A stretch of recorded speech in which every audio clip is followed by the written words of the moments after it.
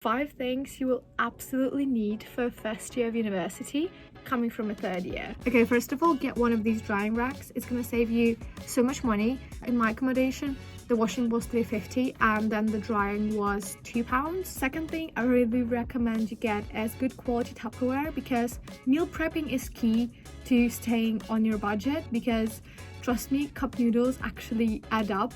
Third thing I really recommend is getting slippers/sliders. At some point during freshers week or during exam season, you're all going to be tired, no one's going to clean, it's going to be greasy. Another thing I really recommend you get is like a set of basic medications, so like ibuprofen, paracetamol, something for your throat, something against allergies. Trust me, if you're not feeling well, going to the shops is the last thing you want to do. Another thing, like if you can afford to buy 2 coats, please do. Scottish weather is very rainy and the rains can be a few days long, and your coat might not be completely dry until the morning, and especially if it's like test and exam season and you need to be in uni as much as you can, this will potentially save you.